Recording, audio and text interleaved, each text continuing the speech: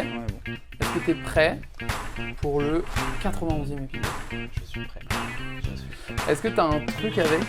Maintenant, je pose la question à tout le monde. Est-ce que tu as un truc avec le chiffre 91? Ou pas du tout? Non, moi spécialement non.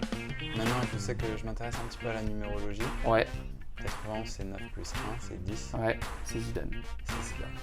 T'imagines Zidane, le matrixé de la c'était un peu Coupe du mon Monde. idole. C'était un peu mon idole quand j'étais jeune. Il y a une fille un jour, c'était l'épisode 77, qui m'a dit « C'est vrai ?» Je dis « Ouais ». Elle me dit « C'est mon chiffre Préféré. préféré, porte-bonheur, et tout quoi. Ouais. » Donc depuis maintenant, je demande. Est-ce que le podcast s'est bien passé? On l'entend pas assez. Ouais, je suis un peu deg parce que c'était avant que je prenne le micro-cravate, j'avais un gros micro que je posais au milieu. Et en fait, il n'avait pas de petite bonnette pour le son. Donc selon comment il était orienté, on entendait un peu plus une personne que l'autre. Selon comment, tu sais, des fois tu te recules un peu dans ta chaise, on l'entend. Là, ça va suivre partout, Ça, donc c'est tu crains technique, rien. Et en fait, moi, c'était mon premier micro. Donc j'avais investi 100 balles dans ce micro-là sur Vinted, tu vois. Et j'avais posé le micro au milieu. Et c'est une grosse invitée parce que c'est une prof de yoga qui est dans les Landes. Et je crois qu'elle a genre 180 000 abonnés, un truc comme ça. Donc moi je m'étais dit, putain, pour moi c'est de la visibilité. Ouais. Et en fait je suis un peu deg parce qu'on l'entend vraiment moins bien que moi. Donc ouais, voilà. 180 000, Ouais, Ça commence à faire. 177, un truc comme ça. Ouais, une grosse, en plus une fille adorable. Elle m'a reçu chez elle, trop sympa. C'était un hiver, on était derrière une grande baie vitrée, plein soleil. T'avais l'impression qu'il faisait 30 degrés alors que dehors il en faisait peut-être, je sais pas, 9-10, tu vois. Et trop cool, trop good vibes. Et on l'entend pas très bien. Mais bon, on apprend. À chaque épisode, on essaie d'apprendre un truc, tu vois. Et là maintenant, j'ai appris pour les micros. Donc normalement, c'est mieux. Normalement, on nous entend mieux. C'est le 91e épisode de What the Health. Est-ce que tu écoutes des podcasts, toi? Ouais, j'écoute des podcasts. Beaucoup en anglais. Ouais. C'est ce qu'on disait la dernière fois. Ouais. Tu me parlais du fait que toi, tu voulais un peu franciser les podcasts qui reprenaient ce thème-là. Que j'écoutais en anglais. C'est vrai que moi, de par mes études, je suis passé beaucoup par le côté anglophone. Et j'y suis un peu resté pour l'instant. De temps en temps, j'écoute des podcasts en français. Ouais. C'est vrai que majoritairement, c'est en anglais. Ok. Mais ouais, j'en écoute pas mal, j'aime bien. Du coup, toujours dans ma démarche de faire des stats, t'écoutes dans quel setup? Est-ce que t'es plutôt team bouchon transport, sport ou tâches ménagères? Pour l'instant, c'est les 3 grandes catégories d'écouteurs de podcasts qui se dessinent depuis que je pose la question en début d'épisode, tu vois. Voiture majoritairement. Ok, trajet. Voiture, trajet. J'essaie d'éviter de plus en plus maintenant, en vrai. Par souci de... En fait, on est tout le temps connecté maintenant. Ouais. Tu peux aller faire ta course et tout, tu débranches jamais. Tu vois. Donc, ouais, non, mais surtout voiture. Après, je peux le faire aussi en mode court. Je m'en sers comme cours, donc vraiment me poser devant un podcast, prise de notes. C'est plus rare. C'est plus rare parce que quand je fais ça, en général, j'essaie d'étudier on va dire un vrai cours. Oui. Après, quand tu as un podcast de qualité, c'est un vrai cours. Ouais, clairement. Il y en a des fois, tu les écoutes. À la fin, tu dis, j'ai vraiment appris des trucs là. Ouais. Donc, ouais, c'est un peu les setups. Ok. Je te rajoute dans cette liste alors parce que pour l'instant, il n'y a que 2 personnes qui m'ont dit ça. Ah bon? Tu es la 3e personne qui dit, moi, je peux juste me poser et juste écouter le podcast, tu vois. Ouais. Et moi, pour moi, le podcast, c'est un truc que tu écoutes en faisant autre chose. Ouais. Je l'avais pas en conception de je fais que écouter mon podcast. Il y en a 2 qui m'ont dit ça, ouais. Ouais, j'essaie vraiment de... Quand j'écoute un podcast, pour moi, c'est vraiment un outil comme un livre. Ouais, ok. Donc, j'essaie d'être le plus disponible possible justement pour me concentrer et essayer de rentrer dans la discussion. C'est pour ça que la voiture, c'est bien. Alors, comme je te disais, quand je fais de la livraison, des fois, ça peut faire des petites boulettes parce que tu es vraiment concentré sur le... T'es trop dans le podcast. dans le podcast et tout. Mais ouais, pour moi, c'est vraiment un outil de connaissance, tu vois, de fou.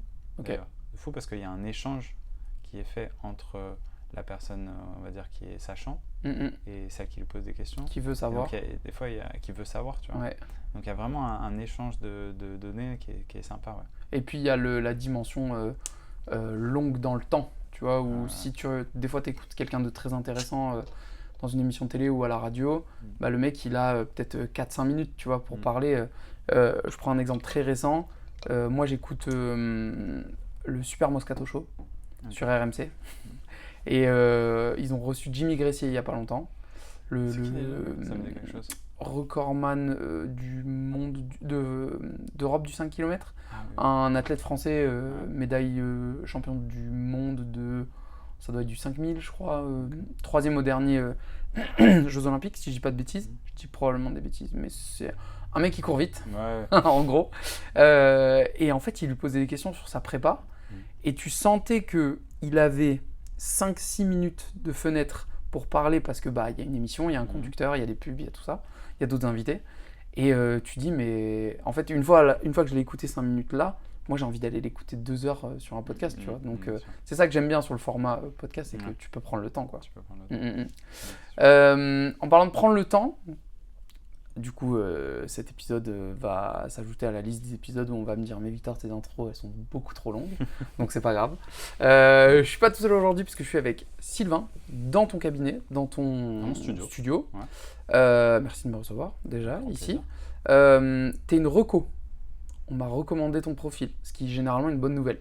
Quand quelqu'un arrive et qu'on dit tu devrais parler avec ce gars-là, il est intéressant, bon, c'est qu'en général c'est une bonne nouvelle. Donc on va remercier Bruno pour la mise en relation. Bruno avec qui je suis dans un club d'affaires. Et j'avais posté un message dans le club dans le groupe du club en disant j'ai un sujet comme ça, je cherche quelqu'un. Il y a eu un quiproquo. Au final on a rediscuté et en fait on s'est mis d'accord sur un sujet.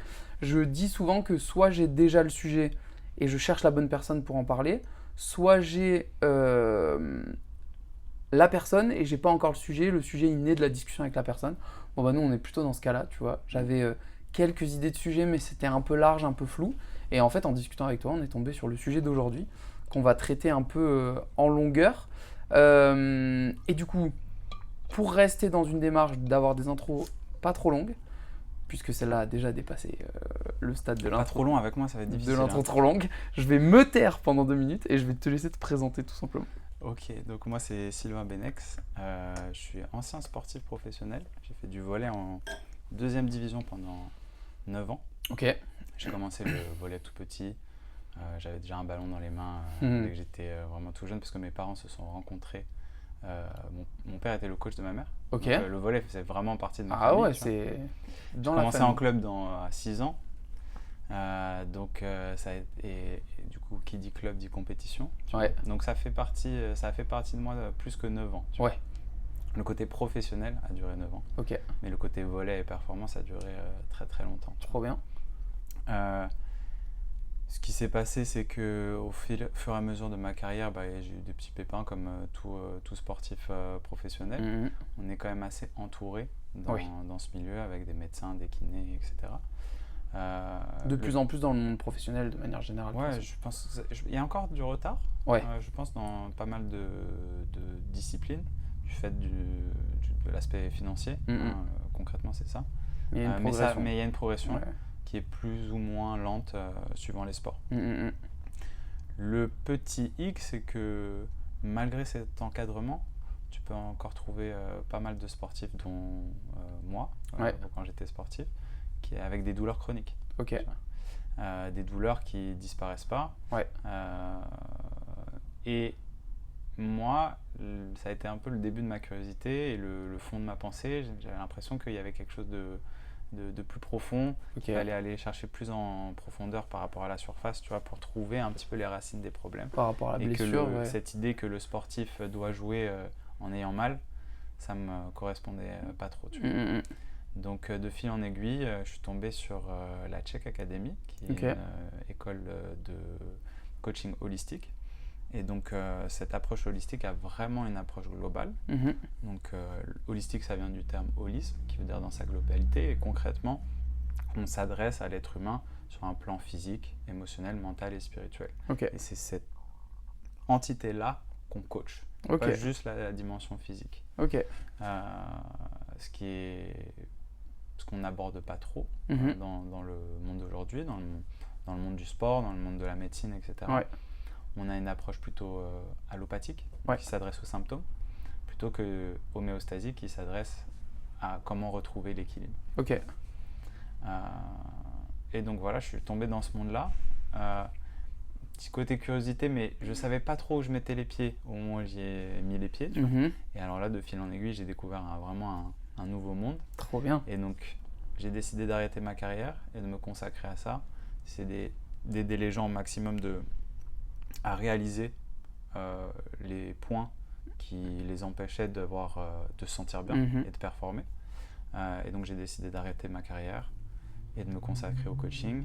Et donc là, ça fait à peu près en novembre dernier, on a ouvert le studio du coup avec mon collègue et mon ami Antoine Lalouni, qui lui est coach sportif et ostéo. Et donc on partage le lieu dans lequel on se trouve, c'est ce lieu de partage, en même temps d'amitié, parce que depuis presque 10 ans on parlait de ce projet-là. On avait un peu cette vision, il partage cette vision qui est la mienne du fait d'aller chercher vraiment la racine des soucis. Et pas que soigner le symptôme. Et voilà.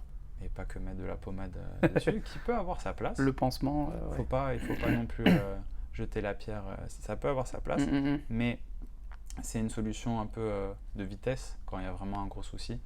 Et est-ce qu'on pourrait pas aller un peu plus loin et essayer d'être juste bien et faire les changements nécessaires?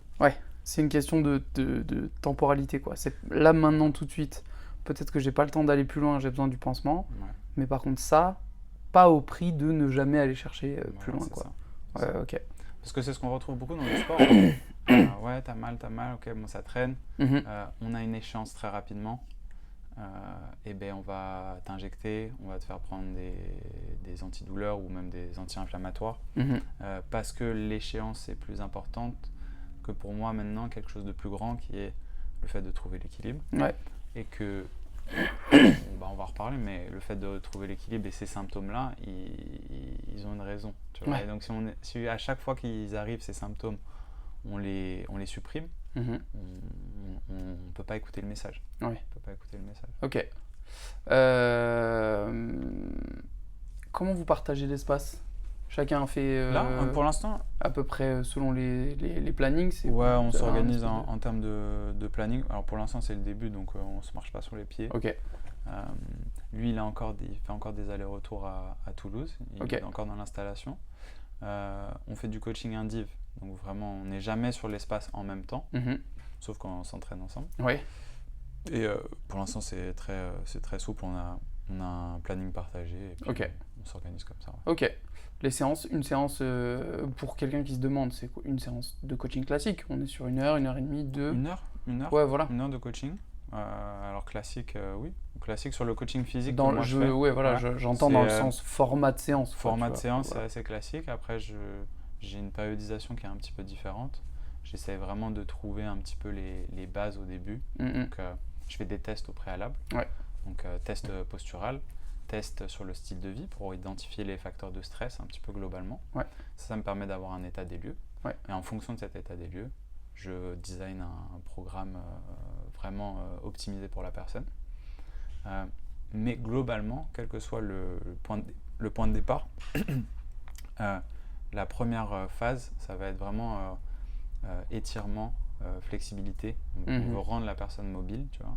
On veut la faire sortir de ses nœuds tu vois, et de ses postures qui sont contraignantes. Et on veut restaurer la stabilité pour bâtir un peu la base de la pyramide et bâtir le reste, donc la force max, la puissance, la vitesse, etc. sur une base stable. On a une petite phrase dans mes courses, et on tire pas un canon d'un canoë. Pas stable. Donc on commence par faire une base vraiment solide. C'est ça le but. Trop bien. On a un sujet aujourd'hui qui est hyper intéressant, puisqu'on va parler d'un truc qui normalement arrive à n'importe qui dans la vie, se retrouver face au changement. Ça arrive à tout le monde. Nous, dans le cadre de What the Health, on va parler surtout de changements qui nous permettent d'être en meilleure santé. Mais finalement, on va se rendre compte que ça peut vouloir dire beaucoup de choses, changer pour être en meilleure santé. Je pense que si je demande à n'importe qui dans la rue, en théorie, tout le monde est capable de me dire pour être mieux dans ma vie, en meilleure santé, c'est important que je mange mieux, que je dorme mieux, que je bouge mieux, que je sois moins stressé. La théorie est acquise. Pourtant, en pratique, tu te rends aussi vite compte que y a une vraie différence entre cette théorie et le passage final à l'action. Donc, le but de l'épisode, ça va pas être de culpabiliser, parce que pour plein de raisons variables et propres à chacun, il peut y avoir des freins à ce premier pas, à ce changement.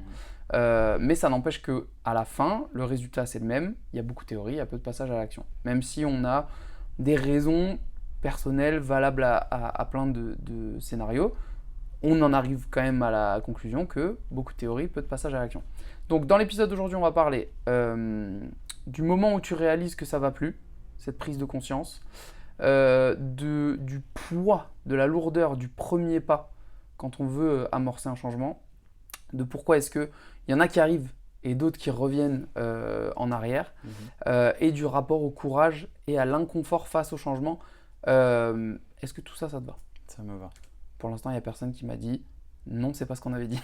Mais je le ferai un jour peut-être. Je donnerai un plan d'épisode qui n'est pas du tout celui qui est prévu. Sur le centième. Ouais, c'est ça. Ce sera un plan d'épisode qui n'est pas du tout celui qui est prévu et la personne elle va paniquer et me dire ah bah non, on n'avait pas dit ça du tout. Est-ce qu'il y a un moment déclencheur où on se rend compte que là, ça va plus chez les gens, tu vois? Est-ce que c'est comment ça se matérialise ce truc-là? Parce qu'il y a des gens qui, j'imagine, arrivent à se le dire, arrivent à se poser, à dire bon, là ça va plus, mais j'imagine que ça va déjà probablement plus depuis un moment quand tu commences à te le dire, tu vois. Ouais, donc il y a une histoire de conscience quand tu dis ça. C'est prendre conscience que ça va plus. Parce que des fois ça peut ne plus aller depuis un moment, mais c'est surtout l'histoire de prendre conscience de ce qui va pas, et il peut y avoir des moments déclencheurs. Et souvent, le moment déclencheur, c'est la douleur. Parce que la douleur, c'est un accélérateur de conscience. Un exemple criant, c'est tu fais la cuisine, tu es dans tes pensées, tu penses à ta liste de courses, ce que tu vas faire demain, etc. Tu mets la main sur la plaque de cuisson, ça brûle, paf, d'un coup, retour à la réalité direct, et t'as rien qui est aussi rapide que la douleur. Tu sors de ta tête, quoi. Tu sors de ta tête, tu reviens dans le moment présent. Donc, pour répondre à ta question, simplement, la douleur, c'est le truc qui te rappelle à la réalité le plus rapidement possible. Tu vois. Et tu peux pas trop l'éviter, ça. Contrairement à d'autres choses où quand tu as besoin de changement mais qu'il n'y a pas de signal de douleur, c'est plus facile à mettre dans la cave derrière toi et tu n'as pas besoin de le voir. Tu vois. Et cette douleur, elle est forcément physique? Est-ce qu'elle peut être ressentie autrement que physique, tu vois? Une douleur émotionnelle, tu peux avoir une douleur mentale. Mais parce que tu parles de poser sa main sur la plaque, donc tu vois, il y a, moi j'imagine ce geste qui te stoppe d'un coup. Pourquoi est-ce qu'on n'a pas de ressenti de douleur avant ça, tu vois? Là, moi je me dis quelqu'un qui souffre à l'intérieur, c'est quoi la main sur la plaque, tu vois? Ça se matérialise comment? Est-ce qu'il avait mal avant mais moins? Est-ce qu'on enfouit ce truc-là parce que notre cerveau est trop bien fait pour enfouir les trucs qui nous font chier, ou tu vois? Ouais, je pense qu'il y a un côté... par exemple, prenons un exemple. J'imagine que tu as déjà une relation avec quelqu'un. Oui. Une relation qui s'est finie. Je vais dire que j'en ai qu'une seule et c'est celle de maintenant. J'en ai jamais eu d'autres. Non, j'en ai déjà eu avant. Et là, je peux plus finir. Non, mais on a tous ressenti déjà de la peine en étant dans une relation avec quelqu'un d'autre. Cette douleur, qui est une douleur relationnelle, donc émotionnelle, elle peut s'exprimer très fortement en nous. Tu vois, on pleure, etc. C'est la réaction émotionnelle. Tu vois. Ce qui peut se passer, c'est quand ça arrive plusieurs fois dans une vie, au bout d'un moment, tu te déconnectes un petit peu du moment, de la rupture, du fait que ça s'arrête, parce que tu as déjà expérimenté beaucoup de douleur avant. Et pour pas la réexpérimenter, cette douleur, parce que ça t'a tellement marqué, tu as pris de la distance avec cette situation et tu as dit je ne ressentirai plus. Tu vois. Donc, c'est souvent ce qui se passe d'un point de vue physique, parce qu'on pense que pour gagner un championnat, par exemple, si je te prends l'exemple des sportifs, il faut serrer les dents, il faut avancer. Inconsciemment ou consciemment parfois, tu diminues le curseur de douleur, parce que la douleur, c'est pas que quelque chose de matériel. Il y a une notion de comment dire, de ressenti, de volume qui est interprété par le système nerveux et par ton cerveau. Et ça, suivant les autres facteurs de stress dans ta vie, mais aussi tes intentions et tes objectifs, tu peux le diminuer ou l'augmenter. Ok. C'est pour ça qu'il y a des gens sur le même chose, sur le même coup, etc. Il y en a qui vont réagir comme s'ils s'étaient fait couper le pied, et d'autres qui vont réagir en mode j'ai rien senti. Ouais. Donc l'état psychologique dans lequel tu te trouves, et physiologique aussi, détermine un petit peu ce curseur et ce niveau de douleur. Tu vois. Ok. Ça, c'est important. Mais est-ce qu'au final, du coup, c'est le corps qui finit par... Parce qu'en fait, ton exemple de la main sur la plaque, en fait, ça me fait penser à ça. Est-ce que finalement, c'est pas le corps qui te fait te ramener à la raison de « Ah oui, j'ai mal ». Tu vois, la douleur que tu ressens, t'entends souvent des gens qui se blessent. Et en fait, quand tu creuses, ils avaient un deuil pas réglé depuis longtemps, ou ils étaient en plein dans une rupture. Et en fait, le signal qui va les faire s'arrêter, c'est le corps, plus que juste la douleur de l'esprit le matin quand ils se lèvent. Tu vois, ça va se matérialiser par une blessure qui fait mal, quoi. Bien sûr, parce que le corps, il ment pas. Ouais. Le corps, c'est vraiment, pour moi, tu vois, une extension de Mère Nature. Et Mère Nature, elle a des lois. Et si tu ne respectes pas ces lois, au bout d'un moment, il se passe quelque chose. Tu vois. Et le corps, c'est vraiment ça. C'est-à-dire que tu as beau avoir un schéma de pensée établi sur quelque chose en pensant que telle chose ne va pas t'impacter. Ouais. Si c'est faux, c'est ton corps qui va rappeler que c'est faux. Okay. Tu vois. Et donc, c'est là où se trouve le plus de sagesse par rapport à la réalité. Tu vois. C'est là où on trouve, tu as une douleur, il faut écouter, il faut comprendre. Parce que le corps, il te dit que dans ce que toi tu penses faire, entre ce que toi tu penses faire et être bien et la réalité, il y a un petit écart. Okay. Ou un gros écart parfois. Ouais, ou un gros écart des fois. Ouais. Et toute la période d'avant, est-ce qu'on est dans une époque où on la banalise ? Est-ce qu'on l'a toujours banalisé ? Tu vois, cette relation toxique qui dure mais que tu mets un peu sous le lit, tu vois, deuil que tu fais mais un peu de travers, le stress du boulot qui te pèse mais que tu essayes de... Est-ce qu'on l'a normalisé ? Est-ce qu'on l'a juste... on a baissé le curseur parce que avant, ce qu'on vit aujourd'hui, avant, il l'aurait même pas toléré. Est-ce qu'au contraire, on l'a monté, tu vois ? Comment est-ce qu'on la voit, cette période ? Parce que la douleur, c'est toujours la même, tu vois. Il y a 30 ans, le moment où ça pète. Aujourd'hui, ça pète. Mais cette période d'avant, tu vois. Je pense que une des grosses différences, c'est qu'on est moins lié à notre corps. On est moins connecté avec nous-mêmes. On est moins connecté à notre corps parce qu'on en parlait tout à l'heure. Ah ouais. On a beaucoup plus d'informations autour de nous. On est connecté. Je ne sais plus qui a dit ça, mais je crois qu'en 1995, ils avaient fait une étude et ils avaient remarqué qu'une personne en 1995 était stimulée par plus d'informations dans une journée qu'une personne en 1900 dans toute sa vie. Ah waouh. Ok. Donc nous, ça doit être encore plus que... T'imagines ? Ouais. Parce que depuis, il y a eu des révolutions. Hein. Ouais. Il y a un téléphone dans la poche déjà. Un téléphone dans la poche, tu vois. Le podcast dans la voiture. Tous ces trucs-là font que tu te retrouves rarement avec toi-même, tout seul. Ouais. Parce que si tu n'es pas connecté à ça, tu es connecté encore aux autres, parce que les êtres humains existent encore. Tu vois. Et c'est de plus en plus difficile de trouver un moment calme. Okay. Mais c'est dans ces moments calmes-là que tu peux reconnecter à ton corps et à ce qu'il ressent. Okay. Est-ce que tu prends ce temps-là ou pas ? Et en fait, dans notre société, dans notre culture aujourd'hui, il est rarement pris. Okay. C'est pour ça qu'on voit une renaissance un petit peu, enfin une apparition un peu de tous ces courants-là, le yoga, le pilate, etc. C'est des moments pour reconnecter avec son corps.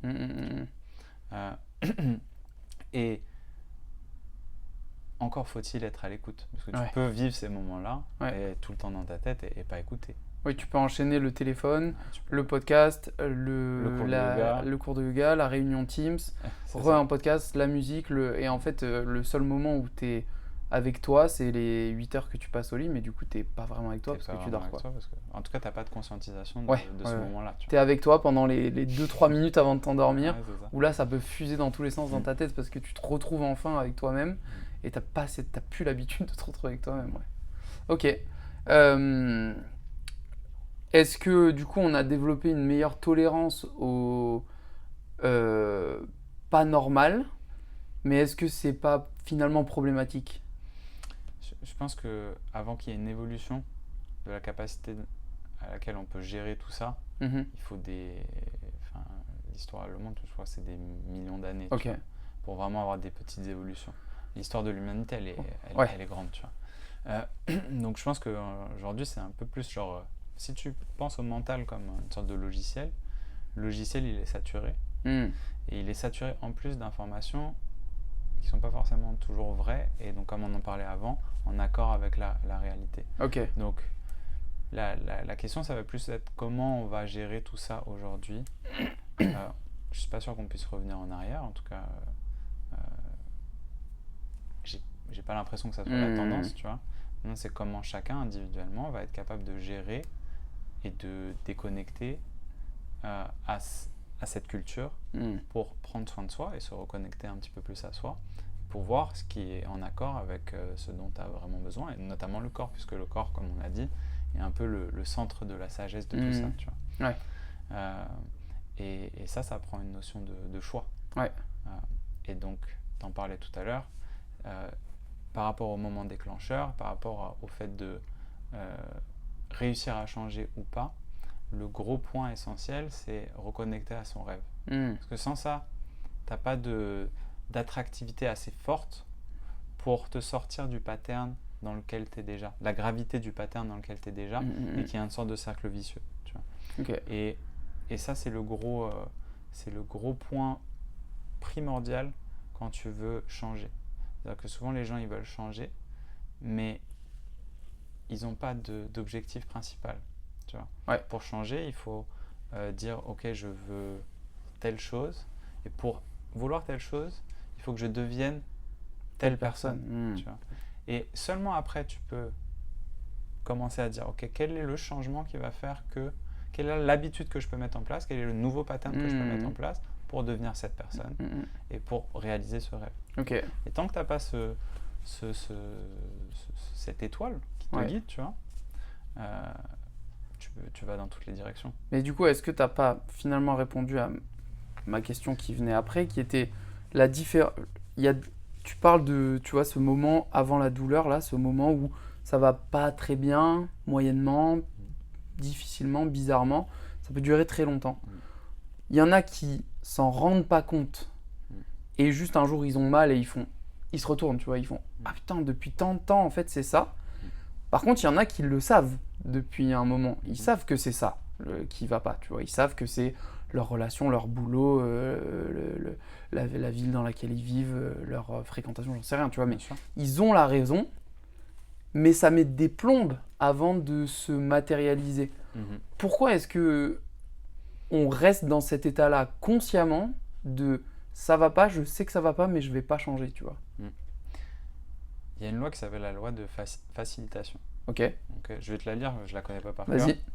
Donc, c'est Prenez des notes parce qu'il y aura un interro à la fin. Lorsqu'un influx nerveux traverse une seule fois un certain groupe de neurones, à l'exclusion de tout autre, il aura tendance à emprunter le même chemin lors d'un prochain passage, et à chaque fois qu'il le parcourt, la résistance sera moins grande. Donc en gros, cette idée de pattern, une fois que tu as pris un pattern, qu'il soit positif ou négatif, à chaque fois que tu le fais et que tu le réutilises, il devient encore plus ancré. C'est comme si tu prends, t'es à la plage, tu sais, tu t'aplanis le sable, tu prends un petit bâton, tu traces une première fois un trait dans le sable, ça fait une petite marque. Si tu refais exactement le même trajet, la marque dans le sable devient de plus en plus profonde. C'est la même chose avec tes neurones. Et donc c'est pour ça que c'est très dur de changer une habitude négative en une habitude positive, parce qu'il faut arrêter le pattern qui est déjà ancré et qui demande juste à ce que ça passe par ce chemin neuronal, tu vois. Et il faut en développer un nouveau, tu vois. Et donc, pour ça, il faut déjà identifier le pattern que tu veux plus faire, et ensuite en créer un nouveau. Donc ça donne une vraie notion de la difficulté que c'est que d'arrêter un pattern qui n'est pas bon. Si en plus, avant ça, tu n'as pas pointé ton objectif, le faire, ça demande trop d'énergie. Et on revient à une deuxième chose. À chaque fois que tu dois faire ça, ce chemin-là, de passer à un truc qui est très, très simple à faire. Je te donne un exemple concret. quand tu commences à apprendre à conduire, tout te demande beaucoup d'attention. Oui, clairement. Au bout d'un moment, tu fais même plus attention. Tu peux faire plein de choses à côté. Tu passes tes vitesses sans y penser. Parce que tu l'as suffisamment pratiqué pour pouvoir le faire sans y penser. Ouais. Mais si d'un jour ou l'autre, tu partais en Australie, tu devais apprendre à passer les vitesses avec la main gauche, au début, ça serait très dur. Ouais. Et même au tout début, même si tu sais que le levier de vitesse il est à ta gauche, je suis sûr que tu as une main qui partirait à droite. Tu vois. C'est pour ça que c'est dur. Tu vois. Maintenant, à chaque fois que ça arrive, ça demande un petit peu d'énergie. Et le problème de notre époque aussi, c'est que globalement, on a de moins en moins accès à l'énergie. En tout cas, notre environnement est toxique, qui fait qu'on a beaucoup de stress dans notre environnement. Qui dit stress, qui dit batterie un petit peu plus à plat. Puis il y a des choses qui, j'imagine, sont plus faciles il y a des changements qui sont plus faciles à amorcer. Je pense à la voiture. T'es en Australie sur la route, il y a ta vie en jeu, il y a tes enfants dans la voiture, il y a des gens en face. Pas le choix. Là, tu peux pas dire je suis fatigué, je vais zoner. Tu vois, là, t'es obligé d'être concentré. T'as pas le choix parce qu'il y a une notion de vie ou de mort, tu vois. En tout cas, de sécurité. Et la sécurité, c'est très proche de la douleur. Par contre, mon téléphone que je prends au réveil et sur lequel je scrolle 5 minutes tous les matins, alors que je sais que en fait là il n'y a pas de danger quoi. Au pire je serai un peu en retard, au pire j'irai un peu plus vite sur mon petit déj, mais c'est pas de vie ou de mort, tu vois. Mais on en revient à cette histoire de douleur. Parce que sur l'autoroute en Australie, tu sais que si tu fais pas attention, si tu changes pas, la douleur elle va être forte, elle va être mortelle, tu vois. Si tu veux changer cette histoire de téléphone, il faut inverser le rapport douleur-plaisir. Et c'est ce qui est rarement fait. Parce que tu vois pas, comme tu as dit en fait, finalement, ton téléphone comme quelque chose de douloureux. Tu l'as pas associé à ton rêve et au fait que ça va t'empêcher de... Tu l'as toujours associé à quelque chose de plaisant, de reconnecter avec des gens, etc.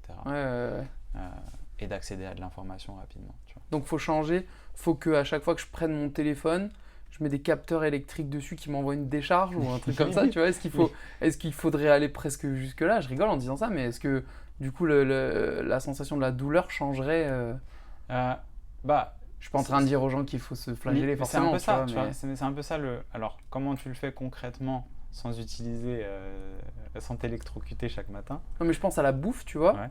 La nourriture, des fois, on a ce truc-là de je mange un bonbon, je me fais pas mal directement. Mais par contre, si je tape un paquet entier, après derrière, je suis pas bien, quoi. Donc, pour la nourriture, il y a un peu ce truc-là, tu vois. Déjà, c'est de vivre complètement. C'est-à-dire que, justement, ne pas se couper de son ressenti.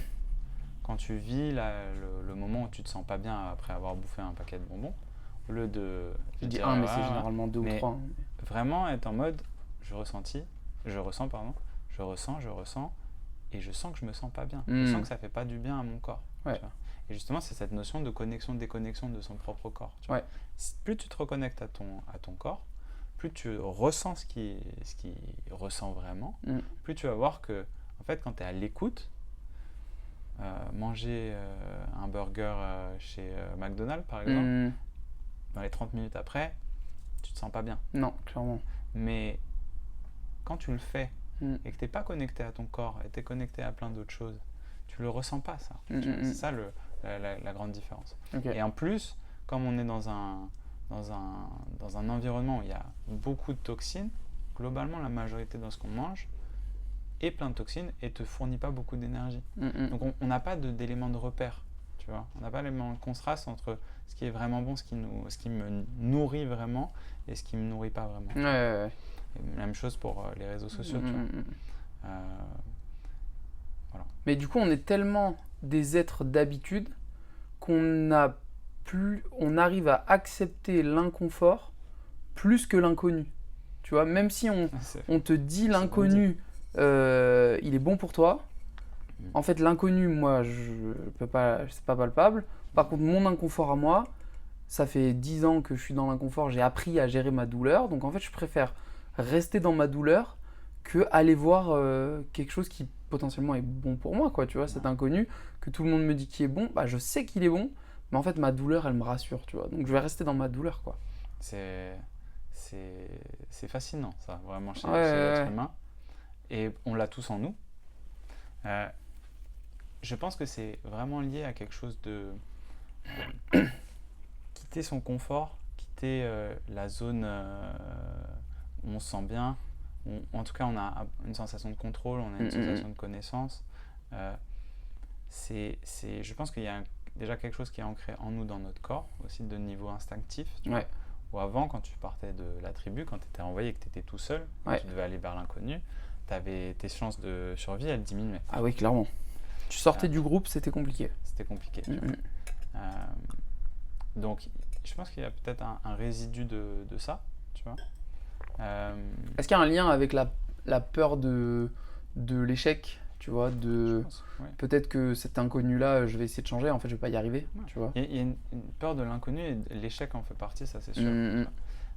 Par contre, tu te coupes aussi à l'élan du cœur et au fait de découvrir de nouvelles choses. Tu vois. Que ça soit, parce qu'on a parlé beaucoup de la douleur, on n'a pas parlé juste du désir de connaître quelque chose, parce que ça peut être un élément déclencheur aussi, ça. Faut pas parler de l'un sans l'autre. Malheureusement, aujourd'hui, ou en tout cas c'est comme ça chez l'être humain, la douleur a un effet plus rapide, tu vois, plus incisif, tu vois. Mais le fait de connecter à ses rêves et d'avoir le désir de les réaliser, c'est une force qui peut déclencher plein de choses. C'est clair. Mais c'est sûr qu'il va y avoir un changement. Et dans tout changement, quand tu sors de ton confort, il y a une notion, dans les textes, il parle beaucoup de la notion de mort et renaissance. Il y a une partie de toi qui va mourir parce que, comme on a parlé d'identité, tu vois, tu changes d'identité quand tu changes. Et donc, c'est vrai qu'il y a une identité, une partie de toi qui va mourir pour faire la place à une autre identité. Et cette partie de toi-là, elle est rattachée à ton confort. Donc ça peut être un lieu, ça peut être des gens, ça peut être une activité, etc. Mais il faut faire place à cette partie-là dans la vie. Et malheureusement, aujourd'hui, on est dans aussi une société qui, la notion de mort est très peu abordée. On essaie de l'éviter au maximum. Le plus longtemps possible, d'ailleurs. Le plus longtemps possible. On ne veut pas la ressentir, on ne veut pas l'accepter. On cherche toujours à vivre toujours plus longtemps, tu vois. Des fois où c'est plus de la survie que de la vie d'ailleurs, on l'accepte pas, tu vois. Ou le changement, le fait de vieillir, le fait qui est des lois de la nature et un cycle de la nature qui est naturel, tu vois. Même si on essaye de développer l'idée de repousser le vieillissement, même quand on le fait dans un cadre de santé où en fait le but c'est pas d'empêcher de mourir, c'est les années que tu vas avoir de les passer bien, tu vois. T'éviteras pas le fait que tu partiras, mais par contre, est-ce qu'on pourrait passer les 20 dernières années de notre vie à pouvoir aller faire une rando avec des potes et courir avec ses petits-enfants, tu vois, plutôt que de les passer assis sur un fauteuil, mais on pourra jamais éviter le fait qu'il y a un moment... il y a un moment, tu t'en vas. Hein. Il y a un moment, c'est rideau et au revoir. Tu vois. C'est sûr. Et dans quelles conditions tu t'en vas, tu vois. Est-ce que tu t'en vas en acceptant ce moment de vie, ou est-ce que tu t'en vas en résistant jusqu'au bout et en essayant de vivre une vie qui est pas en accord avec les lois de ton corps, par exemple, ou autre. C'est quoi la place du fameux discours interne, tu vois, parce que cette identité-là, alors j'imagine qu'il y a une partie où on se la construit nous, je pense qu'il y a une partie qu'on nous construit aussi, je pense à l'éducation, à des cercles à l'école, dans un club de sport, tu vois, tout cet entourage-là qui a un impact sur ça. Quelle main on a là-dessus, sur notre discours interne, tu vois, parce que moi j'entends plein de trucs, je lis beaucoup de choses sur, tu vois, reprogrammer son discours, etc. J'ai l'impression, encore une fois, qu'en théorie, beaucoup de monde est OK avec cette idée et on essaie de comprendre un peu comment ça fait, mais qu'en pratique, ça a l'air d'être une tâche énorme, quoi, tu vois. C'est une question hyper complexe, en vrai.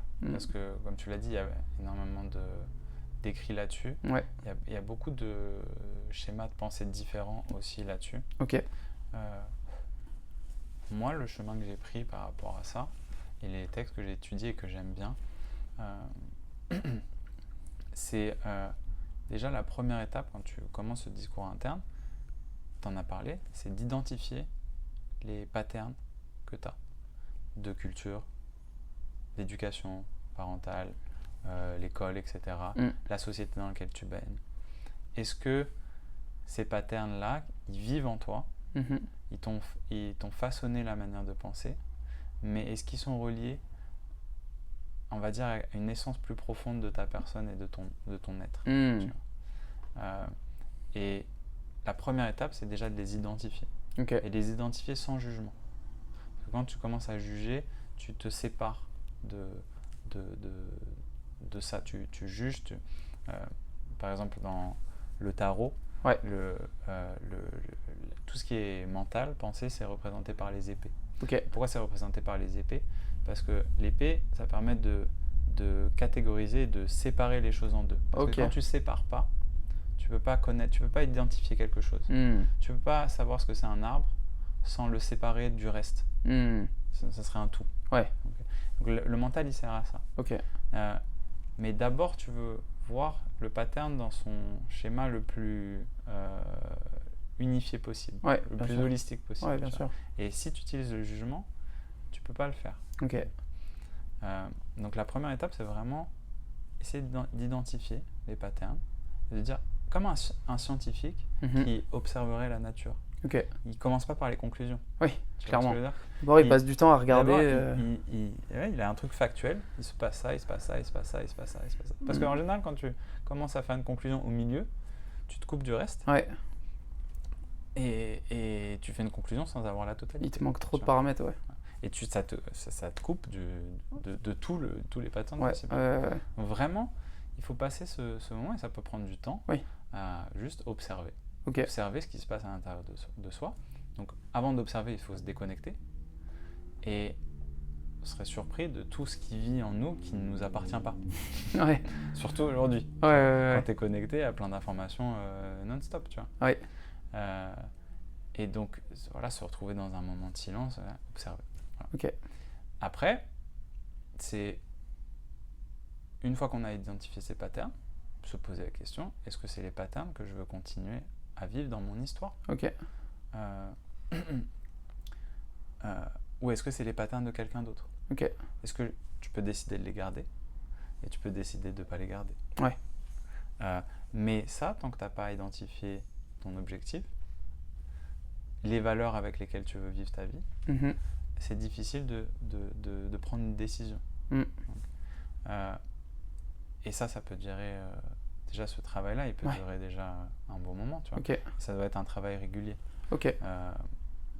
Moi, je l'ai commencé, tu vois, il y a 3 ans. Et c'est un travail qui n'est pas facile à faire. Non, c'est clair. Parce que tu apprends plein de choses sur le chemin, tu vois.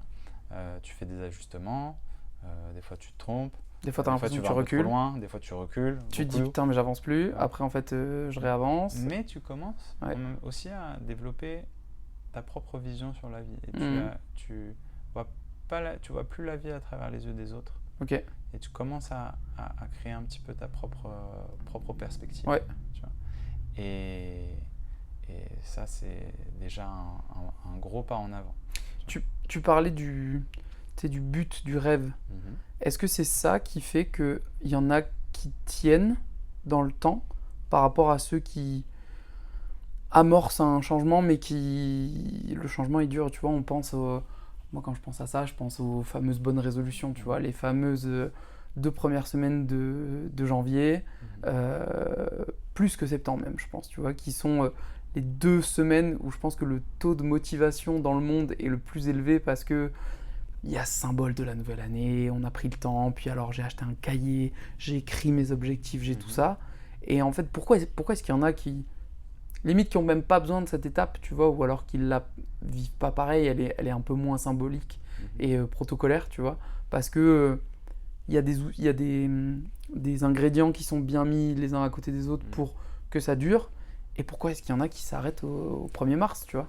Je pense que c'est un truc tout simple, tout bête, mais pourtant un peu complexe. L'amour. Est-ce que dans ce que tu fais, il y a une notion de j'aime ce que je fais, tu vois.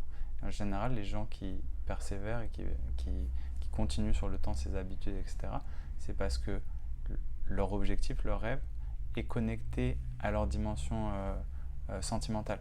Ce qu'ils ressentent quand ils le font. Et ça, ils se ressentent quelque chose qui leur fait du bien. Tu vois. Et ils vivent, en général, leur propre rêve. Ok. À quelques exceptions près, tu peux aussi des fois avoir l'impression que tu fais quelque chose que tu aimes, mais finalement pour te rendre compte que en fait, c'était pas ton rêve. Tu vois. Ouais. Mais c'est pour ça que c'est important de faire cette démarche un peu introspective, c'est pour savoir est-ce que le rêve que je vis, et donc l'histoire que j'écris,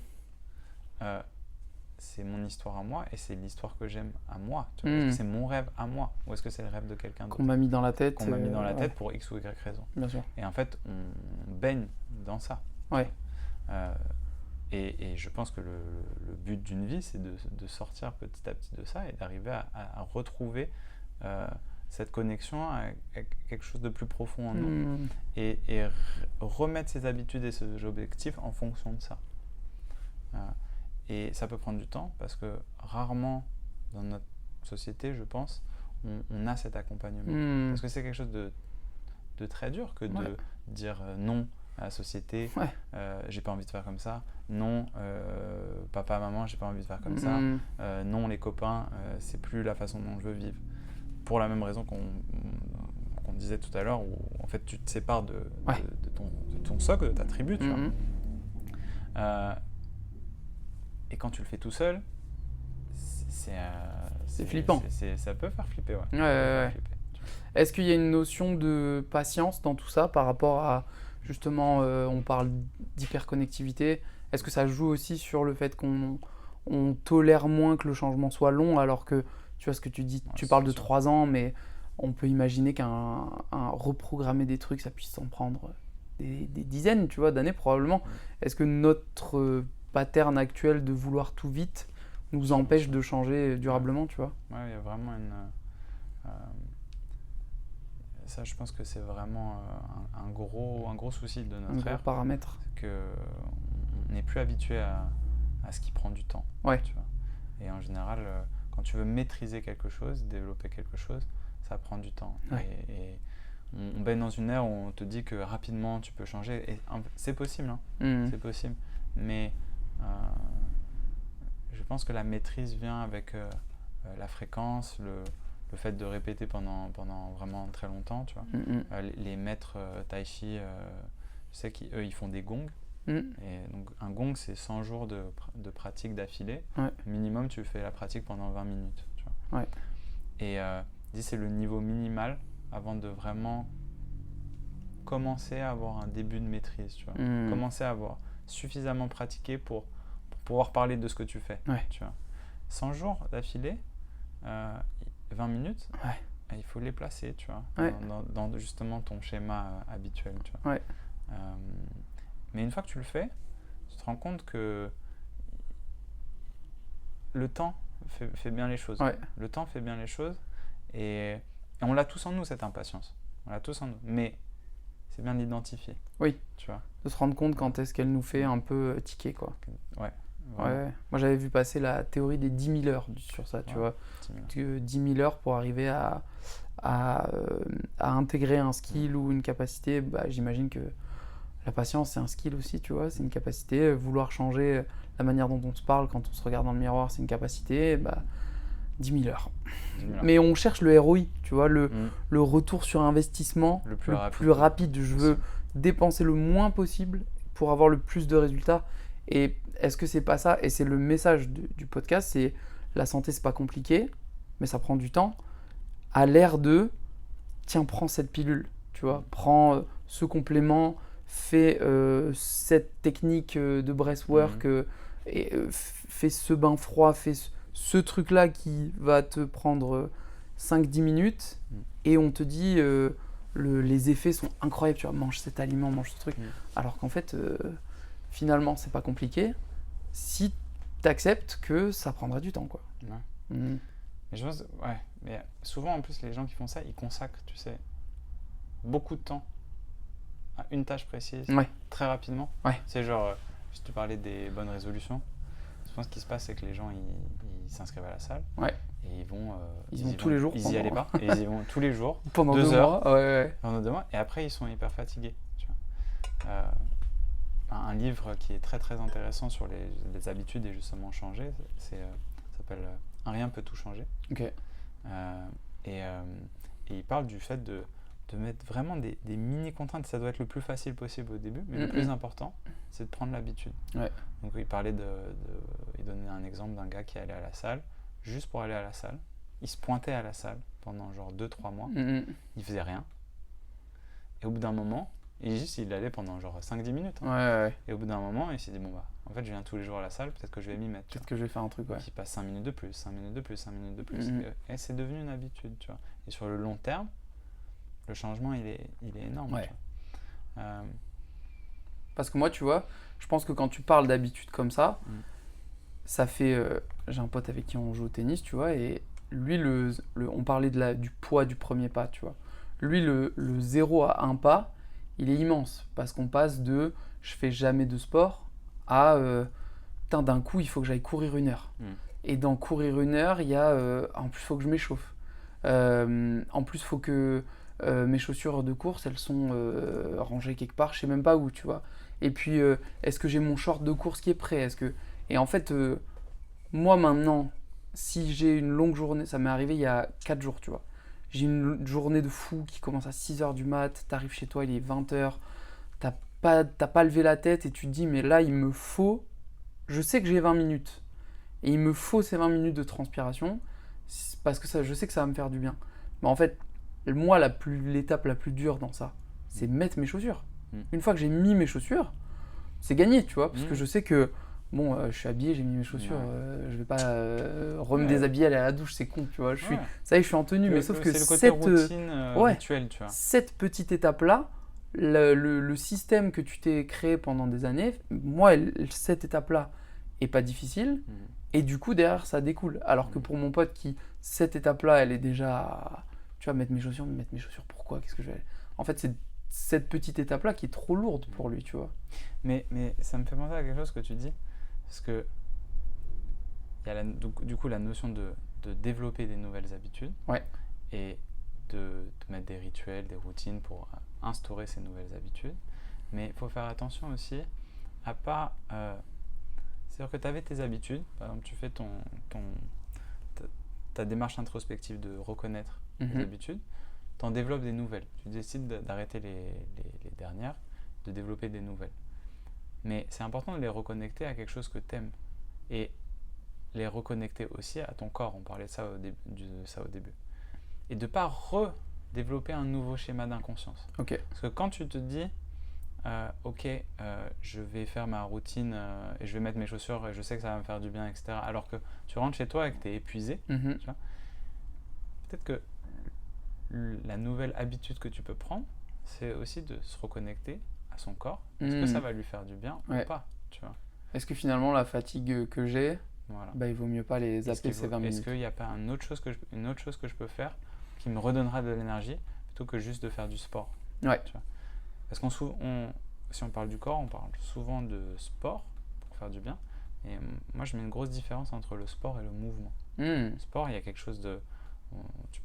en anglais, dans mes cours c'est en anglais, on parle de workout et work-in. Workout, tu finis donc ton entraînement, ta démarche sportive. À la fin de l'entraînement, tu te retrouves avec moins d'énergie que quand tu as commencé. Ouais. Mais tu peux utiliser le mouvement aussi, fait d'une certaine manière, pour récupérer de l'énergie. Le tai chi, c'est ça, parce que c'est fait suffisamment lentement, mais c'est pour ça que quand tu vas te balader, tu fais une petite rando, une petite marche, ça fait tant de bien. C'est parce que ça te fait bouger, ça fait comme un effet de pompe, ça fait bouger les fluides, etc. Tout en te restaurant. Finalement, mes 20 minutes, elles auraient peut-être été plus efficaces pour moi à ce moment-là, en allant même des marches de chaussures avant de partir. Par contre, juste aller marcher pendant 20 minutes m'aurait peut-être pas rajouté de la fatigue sur ma journée énorme de fatigue. Tu vois. Au moment où tu as mis tes chaussures, ton mental, moi, c'était courir. Il ne s'est pas dirigé vers une habitude précise et ce que je devrais faire. Et c'est connecté au moment présent, comment mon corps se ressent. Ça dure 30 secondes peut-être, mon ressenti. Ok, maintenant avec l'habitude, je sais que quand je vais courir, ça me fait du bien, mais après ça augmente ma fatigue et là, demain au boulot, j'aurai pas l'énergie. Est-ce que je peux pas développer un nouveau truc, tu vois, qui est plus en accord? Oui, me faire bouger parce que j'en ai besoin, mais qui me ressource un peu plus. Tu vois. Et petit à petit, on apprend comme ça, on fait des erreurs, Ouais, bien sûr. Puis au bout d'un moment, on s'ajuste. Mais reconnecter avec cette sagesse du corps qui, lui, sait quand on est fatigué, quand on n'est pas fatigué et ce dont on a besoin. Et donc, pas l'exclure de notre schéma de pensée. Tu vois. Reconnecter à ça, aux émotions et identifier nos patterns de pensée. J'ai encore trop de questions. J'essaie de trier depuis tout à l'heure où est-ce que j'ai envie de t'amener. On s'égare parce que là. Je sais que le temps m'est compté et je cherche bon, en vrai, on a couvert beaucoup de ce qui était prévu. Je cherche à regrouper des choses pour couvrir un maximum de trucs. Pourquoi est-ce qu'il y a des gens qui se sabotent dans ce cas-là? Parce qu'on a parlé de celui qui réalise pas que ça va pas jusqu'à ce qu'il ait mal. On a celui qui a réalisé, qui a amorcé le changement au moment où il a eu mal ou avant ou après. Une fois que dans cette catégorie de ceux qui amorcent le changement, on a vu qu'il y en a qui durent, d'autres non, en mettant en place des petites choses. Des fois, la durée, elle est, ça s'essouffle dans le temps parce que c'est quelque chose d'un peu inconscient. J'ai pas fixé mon but, tu vois. C'est presque, peut-être je le savais pas, moi j'avais pas la démarche. Par contre, il y en a qui consciemment ont cet objectif-là, mais qui vont se mettre eux-mêmes des bâtons dans les roues. Pourquoi est-ce qu'on va faire ça? Bonne question, ça. Celle-là, elle est pas facile. Pourquoi est-ce que c'est parce que j'avais pas le bon objectif, peut-être, tu vois? Est-ce que je suis pas prêt à le faire? Est-ce que ça va chercher dans un truc d'inconscient, de psychologie, de très profond? Ouais, je pense qu'il y a beaucoup de ça. Ok. Je sais pas si tu connais Carl Jung. Non. Carl Jung, c'est un psychanalyste et un contemporain de Freud. Ok. Ils ont travaillé longtemps ensemble, et puis à un moment, ils se sont séparés parce qu'ils avaient des désaccords sur des trucs un peu... Une meuf en commun. Fondamentales. Probablement. Non, même pas. C'était plus la question de sens qui était et ils ont beaucoup travaillé sur l'inconscient. Carl Jung a écrit énormément là-dessus. Et une phrase très forte qu'il a dit, je vais essayer de la traduire, j'espère que je vais bien la traduire en français, mais en gros, il dit: tant que vous ne rendrez pas l'inconscient conscient, cet inconscient-là, il va diriger les événements de votre vie, et vous allez appeler ça le destin. Donc, ça revient un petit peu à ce qu'on a dit, d'identifier les patterns, discours internes, les discours internes qui sont très très très souvent inconscients. Ça, c'est une première chose. Et là où il a été très fort, Carl Jung, c'est qu'il a établi un petit peu une sorte de carte de l'être humain et de la psyché. Et donc il y a l'ego, le côté conscient, l'inconscient, l'ombre. Ça, c'est des choses qui sont très importantes. On peut trouver assez facilement sur Internet. Il y a souvent des cartes qui sortent. Et je me le note, tu vois. Dans cet inconscient, il a aussi développé la notion d'archétype. Et les archétypes, c'est des choses c'est les patterns originaux. Tu vois. Un archétype, quand je te dis une mère, c'est un truc vraiment très fondamental qui représente beaucoup de choses, mais qui tourne autour d'un concept qui est la mère. Et sans ça, on ne pourrait pas avoir de réalité, on ne pourrait pas parler, etc. Et ces archétypes, ils vivent dans l'inconscient individuel et dans l'inconscient collectif. Jung, il en a identifié un certain nombre. Et globalement, en nous, en chaque individu, il y a 4 archétypes qui sont primaires. Et je parle de ça parce que tu as utilisé le mot saboteur. Et le saboteur, c'est un de ces archétypes. C'est un des archétypes, ok. Donc ils sont là, d'ailleurs. Donc, c'est le saboteur, la victime, la prostituée et l'enfant éternel. Ok. Et ça, c'est un peu ces choses qui dorment en nous, en chacun de nous. Après, on a tous d'autres archétypes. Et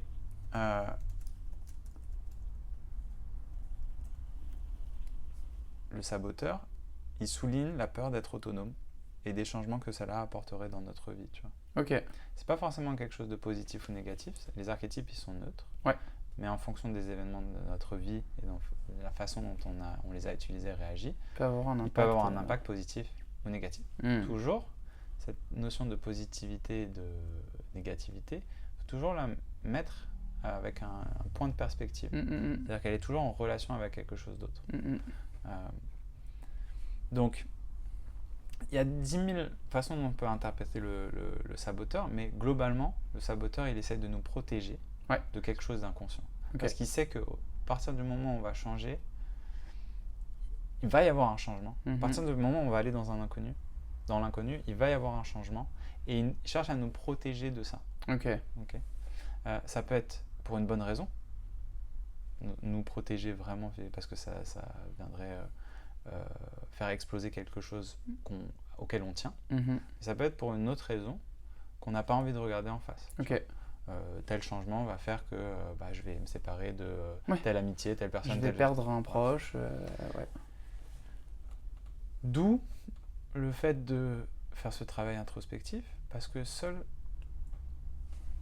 l'individu peut juger si ce saboteur, il est avec lui ou contre lui, et donc il doit commencer à discuter avec lui.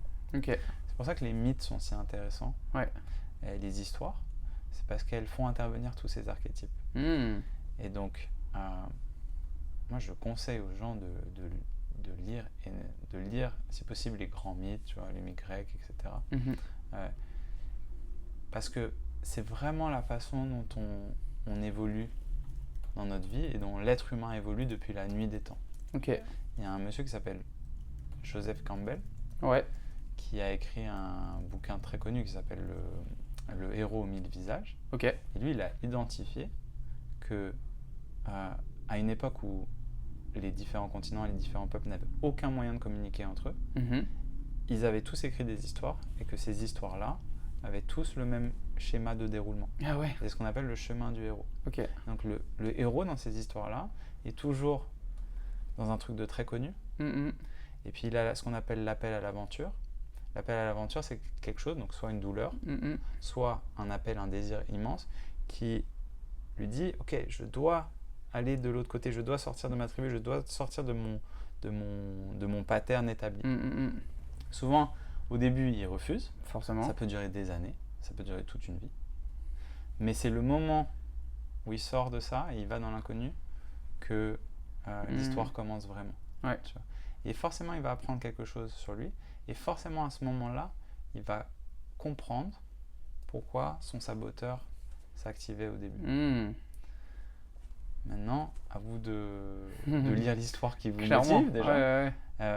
C'est une bonne chose de relire les histoires et les mythes qu'on a beaucoup aimés ou auxquels on a une grosse attache émotionnelle et d'essayer de s'imaginer à la place du personnage et à l'inverse, de voir en quoi ce mythe correspond à notre histoire à nous. Parce que ces mythes-là, ils sont assez fascinants parce que ces histoires-là, elles se répètent sans cesse depuis la nuit des temps. C'est juste que les décors et les costumes ont changé. C'est clair. Mais c'est les mêmes thèmes qui reviennent et qui reviennent et qui reviennent et qui reviennent. Et ça peut vraiment aider à comprendre ce qui se passe dans notre inconscient. Parce que, en fait, notre ego, quand on regarde une histoire, quand on regarde un film, etc., il se dit c'est pas nous. Et du coup, il cherche pas à se défendre. Et donc, c'est pour ça qu'on a autant de plaisir à regarder ces histoires-là et qu'elles nous font autant ressentir des choses. Parce que beaucoup de ce que les personnages vivent, on les vit nous-mêmes à l'intérieur. Le problème juste, c'est qu'on oublie que ces histoires, c'est les nôtres. Et donc, on pense que ça arrive que aux personnages dans les films et que c'est fictif. Mais c'est basé sur la réalité qui est la réalité d'aujourd'hui, c'est des histoires. C'est des histoires. Une vie, c'est une histoire. Et ça, c'est très important. Si, du coup, si quelqu'un écoute ce podcast et il sent qu'il y a besoin de ce changement, tu vois, il est à ce point, alors peut-être qu'on lui a fait prendre conscience de ce truc-là qui allait pas, peut-être qu'il en avait conscience mais qu'il ne savait pas trop comment amorcer ce changement. Peut-être qu'il a amorcé le changement mais que c'est au début et c'est dur et il ne voit pas la finalité. C'est quoi le plus petit premier pas possible qu'on peut faire pour aller dans la nouvelle bonne direction, tu vois? C'est quoi la première action, la première chose à... Je pense que la chose la plus importante, c'est reconnecter à son cœur. Et pour ça, reconnecter à sa dimension émotionnelle. Faire les choses qu'on aime. Et pour ça, une question du fondateur de mon école que j'aime bien, c'est qu'est-ce que ferait l'amour maintenant? Quand tu as un dilemme, quand tu as envie de faire quelque chose mais tu te demandes pourquoi, tu n'y arrives pas, ou que tu as une sensation de résistance, ou que tu sens un peu décentré, posez-vous cette question. Faites l'effort de vous déconnecter un petit peu pour écouter ce qui se passe et observer les réponses. Tu vois. Et remettre cette dimension-là de sentiment dans la vie, je pense que c'est très important. Parce que les réponses qui vont venir de quelque chose. Le cœur est un bien meilleur guide et un bien meilleur maître que la tête. La tête est un très bon servant. Mais par rapport à tout ce qu'on a dit avant, les patterns, etc., les patterns qui se répètent et qui ne sont pas forcément les nôtres, c'est dangereux de mettre la tête en tant que chef. C'est pour ça que poser cette question, ça nous connecte directement à notre réalité émotionnelle, à nous, à ce qu'on aime, ce qu'on n'aime pas. Ok. Mais ça veut dire quoi? Que ferait l'amour? Comment j'agirais si j'agissais avec amour? Ouais. Ok. Ouais. J'ai un conflit avec quelqu'un qui dure depuis un moment, j'en parle pas, je le laisse couler, c'est toxique, je sens que c'est pas bon.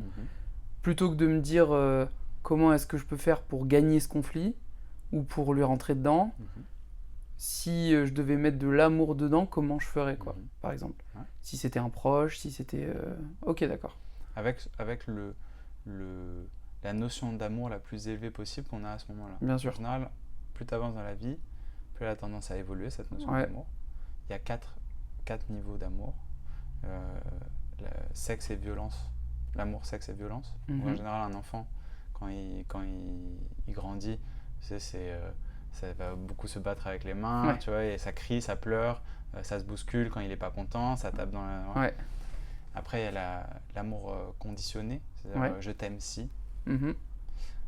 Après, il y a le fait d'être empathique et plein de compassion envers les autres. C'est-à-dire, en gros, je t'aime et je te comprends.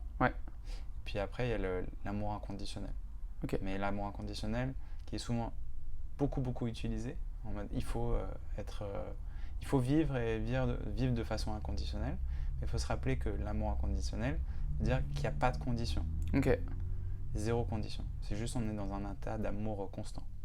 Et ça, c'est très très dur à faire dans notre société. C'est même pas forcément quelque chose de viable dans la vie de tous les jours. Mais tendre vers ça, aller de plus en plus se rapprocher de plus en plus vers ça, et essayer d'écrire son histoire avec cette phrase en tête. Imagine ce que ça ferait chez les gens. Si à chaque fois qu'ils écrivaient un nouveau chapitre, à chaque fois qu'ils écrivaient une nouvelle journée, toi qui créais une nouvelle journée, ils se posaient cette question, et petit à petit, de jour en jour, ils faisaient des choix en accordance avec les réponses qu'ils trouvent à cette question. Je pense que le monde, il changerait. C'est clair. Rapidement, je sais pas, mais il changerait. Tu vois. Je vais mettre pas mal de liens du coup dans les notes de l'épisode. Tu m'as donné 2-3 sources que je vais pouvoir ajouter avec des lectures sympas. Merci Sylvain. Grand plaisir. C'était hyper intéressant. Une personne qui a écouté cet épisode et qui se dit moi j'ai adoré la démarche, comment est-ce que je peux rentrer en contact avec toi pour venir découvrir le studio, peut-être une première séance, ne serait-ce que échanger autour de tout ça. C'est quoi le meilleur moyen de te contacter? Alors là, j'ai développé récemment Insta. Je te mettrai l'adresse parce que je l'ai pas en tête, mais c'est Fréquence Performance. De toute façon, il y aura tous les liens. Web. Sinon, ce sera par mail. Je te le donnerai. C'est fréquenceperf, je crois, @gmail.com. J'ai un petit doute. Donc, il y aura, vous regardez en dessous et il y a écrit, en dessous, il y a écrit comme c'est. Et sinon, sur Insta. Et donc, une première séance ici, ça passe toujours par un premier bilan?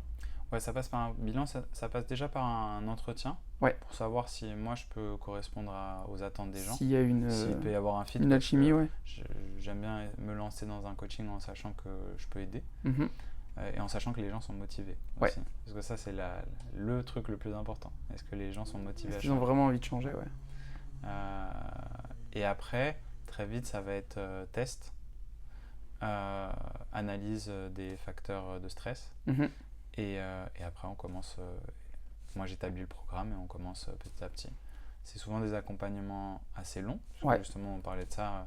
On essaye d'accompagner les gens plutôt sur le moyen long terme pour prendre le temps de faire les choses et aller petit à petit, mais faire en sorte que les changements durent. Ok. Voilà. C'est quoi, une fois semaine, plus ? Ça peut être de 1 à 3 fois semaine. Ok, d'accord. Mais pas quoi, c'est de 1 à 3 fois semaine. Ok, trop bien. Bah, dans tous les cas, vous avez, que vous soyez sur Spotify ou sur YouTube, en dessous, donc sur Spotify dans la description, mais sur YouTube c'est pareil, sur YouTube, la description, sur Spotify c'est pareil. Il y aura tous les liens, donc il y aura la bonne adresse mail, il y aura le bon lien du compte Insta avec la bonne formulation. Donc normalement vous avez juste à cliquer et ça se trouve facilement. N'hésitez pas à lui écrire, ne serait-ce que pour une première prise de contact, de toute façon. Même des questions. Ouais, un premier message, ça n'engage à rien, j'aime bien dire ça tout le temps. Même moi, quand j'en parle au niveau, tu vois, accompagnement marketing, des fois tu proposes un bilan à quelqu'un en discutant. Non, mais moi j'ai pas besoin en ce moment. Bon, bah en vrai, un café, un échange, c'est gratuit, quoi. Donc on peut très bien, ne serait-ce qu'avoir un échange et ça n'engage à rien derrière. Donc, et puis peut-être que c'est votre premier pas du changement. On n'en sait rien. J'espère.